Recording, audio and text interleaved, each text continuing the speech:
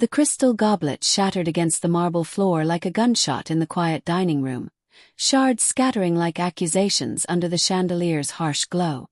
My hand trembled, not from the spill, but from the rage boiling in my veins as I stared at my sister, Evelyn, her perfectly manicured fingers still clutching the pitcher of water she'd just poured for my son. "We don't feed extras," she'd said, her voice honeyed with that faux sympathy she wielded like a knife, as her own children tore into steaming lobster tails, butter dripping from their chins like liquid gold. My boy, little Jamie, 8 years old, wide-eyed and hungry, sat there with his plastic cup of tap water, the steam from the seafood taunting his nostrils, his small face crumpling in confusion and hurt. In that moment, the world narrowed to the red haze of betrayal, my sister's smug smile cracking open a wound I'd thought long healed from our shared childhood scars. How dare she, my own flesh and blood, reducing my child to an afterthought in her opulent home, while her spoiled brats feasted like royalty. I forced a smile, the kind that hurts your cheeks, as I knelt to pick up the glass fragments, each piece slicing into my palm like a reminder of every slight she'd ever delivered. "Oops," I muttered, my voice steady despite the storm inside. Evelyn laughed lightly, waving it off. "Don't worry, Sarah. Accidents happen. Here, let me get the maid." Her husband, Mark, chuckled from the head of the table, his eyes lingering too long on my faded dress, the one I'd worn to too many family gatherings because who could afford designer labels on a single mom's budget? Jamie tugged at my sleeve, whispering, "Mom, why can't I have some?" His voice was so small, so innocent, it twisted the knife deeper. I wanted to scream, to flip the table and watch the lobster fly, but instead I patted his hand. "Soon, baby. We'll eat at home." That night, driving back to our cramped apartment, the city's neon lights blurring through my tears, the humiliation festered like an open sore. Evelyn had always been the golden child, prettier, smarter, luckier. Our parents doted on her, leaving me the scraps, hand-me-downs, second-place trophies, and now this. She'd married into money, her life a parade of vacations and galas, while I scraped by after my divorce, working double shifts at the hospital to keep Jamie fed. But to call him an extra, like he was some stray dog begging at her door. The word echoed in my skull, fueling fantasies that started innocent, maybe just a sharp word next time, but darkened as the miles ticked by. What if I exposed her secrets? The ones she'd confided in me years ago, like the affair she'd had before Mark, or the way she'd fudged her resume to land that executive job. No, that was too petty. Revenge needed to sting, to mirror the pain she'd inflicted on my boy. By the time I tucked Jamie into bed, his stomach growling softly under the thin blanket, doubt crept in. Was I overreacting? Sisters fought. It was normal. But as I lay awake, staring at the water-stained ceiling, resentment built like a slow tide. I replayed the scene, her kids, Lila and Theo, giggling as they cracked claws, oblivious to Jamie's longing gaze. Evelyn's eyes had met mine over the table, a flicker of something, pity, triumph. Before she poured that water, it wasn't just about the food. It was the dismissal, the reminder that in her world we were beneath notice. My heart ached with heartbreak, not just for Jamie, but for the little girl I'd been, always in her shadow. Obsession took root that night, tendrils wrapping around my thoughts. I needed to make her feel small, to strip away her facade of perfection. The next morning, sunlight filtered through our grimy windows, mocking the darkness in my soul. Jamie bounded into the kitchen, his hair tousled, asking for pancakes. I whipped them up with the last of our flour, slathering on cheap syrup, but each flip of the spatula stirred my resolve. At work, during my lunch break in the sterile cafeteria, I scrolled through old photos on my phone.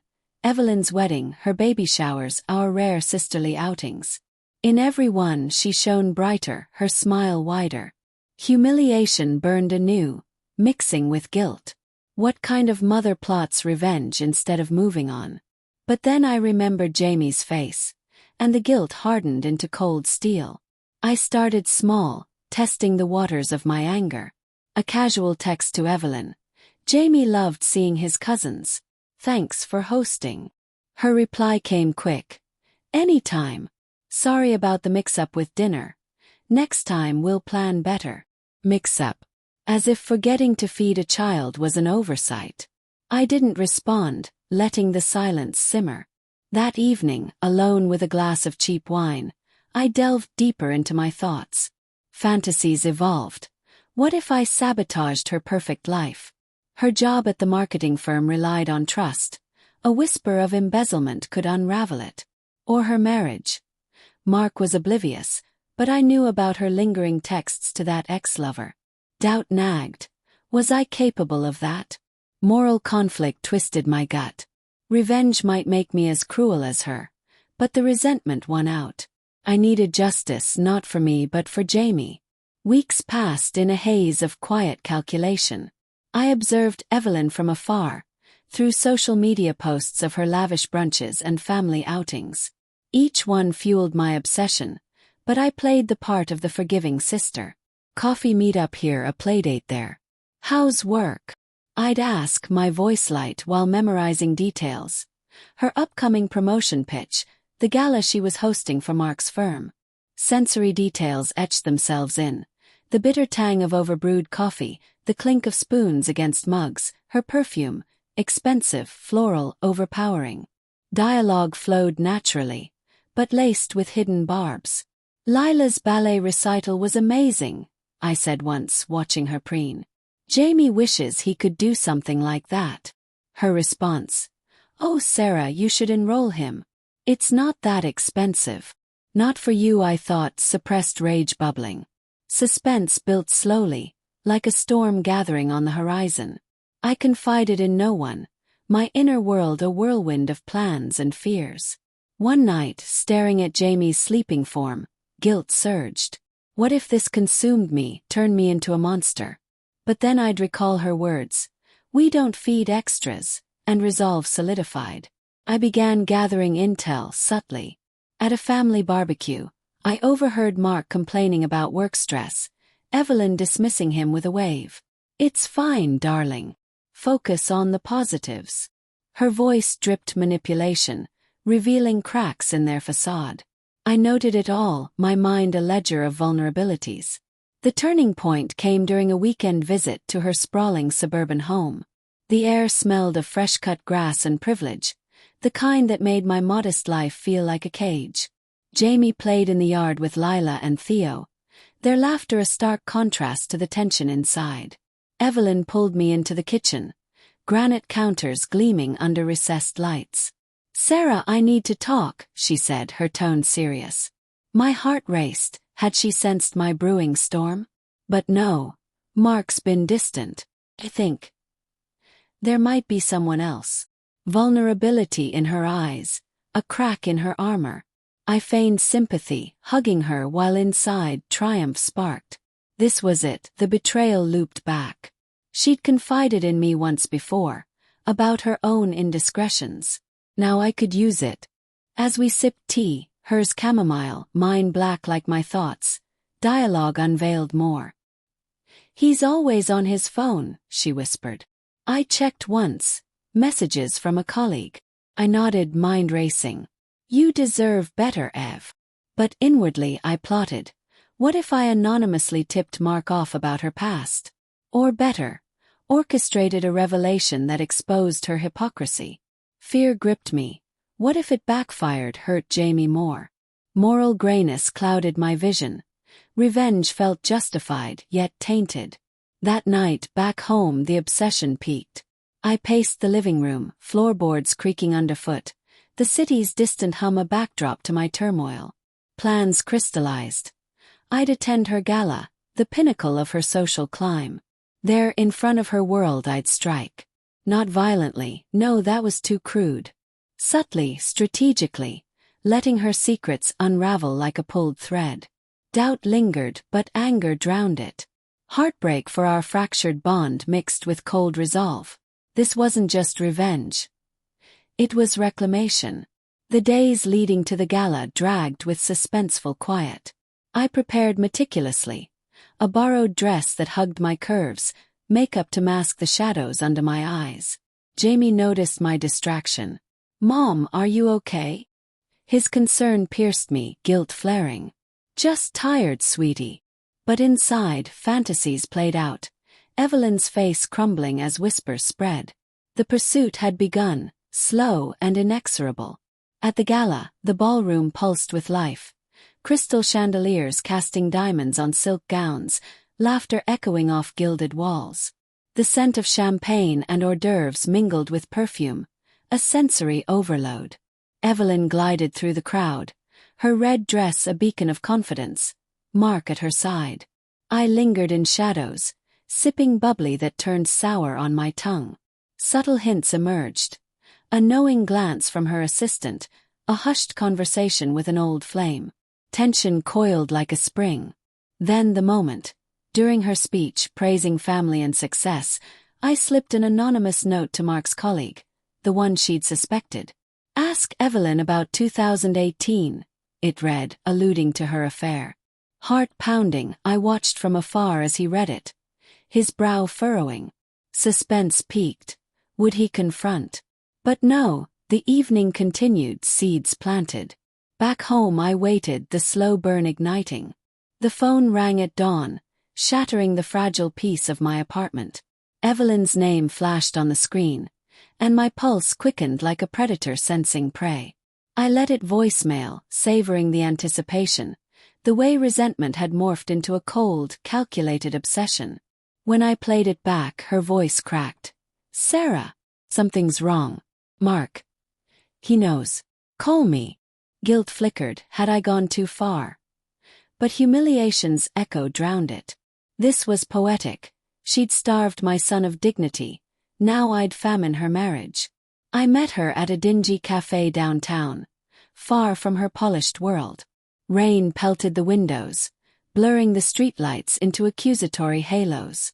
She arrived disheveled, mascara streaked, her usual poise shattered. "How could this happen?" she whispered, clutching her latte like a lifeline. The steam rose between us, carrying the bitter scent of betrayal. Feigned shock. "What do you mean?" Inside, layers peeled. Anger at her entitlement, heartbreak for the sister I'd lost long ago, resolve to see it through. As she spilled, Mark confronting her about the affair, the note's cryptic hint, dialogue sharpened the tension. Who would do this? It had to be someone close. Her eyes searched mine, suspicion dawning. Fear spiked in me. What if she pieced it? But I deflected naturally. Enemies from work. You've climbed high. People get jealous. She nodded, doubt lingering, her vulnerability raw. Moral conflict raged. This was justice, yet watching her crumble stirred unexpected pity. Was I the villain now? The days blurred into a suspenseful vigil. Evelyn called incessantly, her life unraveling thread by thread. Mark moved to the guest room. Whispers at work eroded her promotion. I offered comfort, visiting her home, the same one where she'd slighted Jamie. Now the marble floors felt cold, the chandelier dim. Her kids sensed the shift, Lila whining, Theo withdrawn. Aunt Sarah, why's mommy sad? Theo asked, his innocence mirroring Jamie's. Guilt gnawed deeper, but resentment pushed back. Remember the water, the extras. Planning escalated in quiet moments. I'd started with a note, but now obsession demanded more. Inner thoughts warred. Fantasies of full exposure versus doubt's whisper. Stop before it's irreversible. But the pull was magnetic. I dug deeper, hacking her old emails, a skill from my tech-savvy ex, uncovering more. Financial fudges, a hidden account siphoning from Mark's business. Shocking even to me. Her moral complexity emerged. Not just cruel, but desperate, perhaps from our parents' favoritism leaving her insecure. Suspense built through subtle acts. An anonymous email to her boss, attaching proof of padded expenses. For integrity's sake, I signed it. Waiting for the fallout, I paced my apartment, the tick of the clock amplifying tension. Jamie noticed. "Mom, you're acting weird." His worry fueled my fear. What legacy was I leaving? Heartbreak swelled. This revenge, born of love, risked poisoning it. The climax loomed at a family dinner Evelyn insisted on. to mend things. Her home, once opulent, now echoed with strain. Mark was absent, working late. The table groaned under Lobster again. Ironic, taunting. Jamie eyed it warily, but I encouraged him. "Eat up, sweetie." Evelyn's kids poked at their plates, the atmosphere thick with unsaid words. Dialogue crackled. "Sarah, you've been so supportive," she said, voice trembling. "I don't know what I'd do without you." Suppressed rage simmered, I smiled. That's what sisters are for. As dessert arrived, decadent chocolate cake, I struck. Casually I mentioned the emails. "Ev, remember that old account? The one from before Mark?" Her fork clattered, face paling. "How?" Panic in her eyes. Inner resolve hardened. This was the payoff. But then the twist. "I sent the note," I confessed, voice steady. Shock rippled, her gasp, the kids' confusion. "Why?" she croaked. The revelation poured out. The dinner, Jamie's hurt, years of slights. Raw emotions collided. Her tears of regret, my mix of triumph and guilt. "I was jealous," she admitted, layered motives unfolding. "You had freedom, I had expectations." I lashed out. Heartbreak bridged us momentarily, but obsession had scarred too deep. In the chaos, Mark burst in, summoned by my earlier tip. Confrontation erupted. Accusations, denials. Evelyn's world crumbled, job lost, marriage fracturing. But the poetic justice twisted unexpectedly. As she begged forgiveness, Jamie spoke up. "Aunt Ev, it's okay. I forgive you." His purity shattered my cold facade. Guilt overwhelmed. Revenge's consequences hit. My boy's innocence tainted by my actions. In the end, we parted not as enemies but strangers. Evelyn sought therapy, rebuilding alone. I hugged Jamie tighter, vowing to heal. The pursuit ended not in victory, but reflection. Betrayal begets cycles, revenge a hollow feast. Yet, in the quiet aftermath, a fragile resolve emerged, to break the chain for him.